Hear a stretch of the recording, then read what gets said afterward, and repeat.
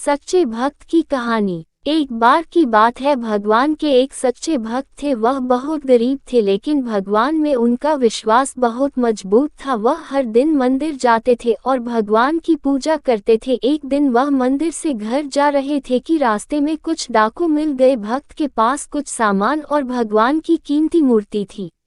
डाकुओं ने भक्त से उनसे सारा सामान मांगा। भक्त ने डाकू को अपना सामान दे दिया, लेकिन उसने भगवान की मूर्ति नहीं दी। डाकुओं के दबाव डालने पर उन्होंने कहा, मैं भगवान का भक्त हूँ, मैं अपना सामान और अपनी जान दे सकता हूँ, लेकिन मैं भगवान को नहीं छोड़ सकता।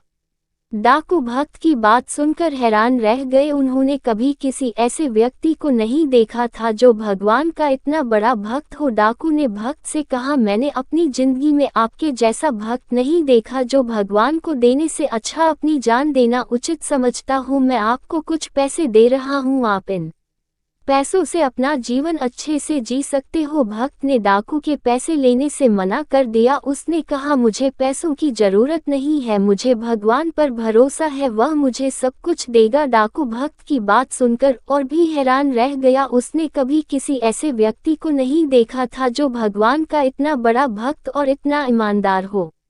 डाकू ने भक्त से आशीर्वाद लिया और वहां से चला गया। भक्त घर गया और भगवान की पूजा करने लगा। वह भगवान को धन्यवाद दे रहा था कि उसने डाकू से उसे बचाया था। भक्त को पता था कि भगवान कभी भी उसका साथ नहीं छोड़ेंगे। भक्त भगवान की कृपा और अपनी मेहनत से एक दिन बड़ा आदमी बन गया। शिक्षा। सच्चे भक्त की कहानी से हमें शिक्षा मिलती है कि हमें हमेशा भगवान पर भरोसा रखना चाहिए। चाहे कितनी भी मुश्किलें आ जाए, हमें कभी भी भगवान पर भरोसा नहीं छोड़ना चाहिए।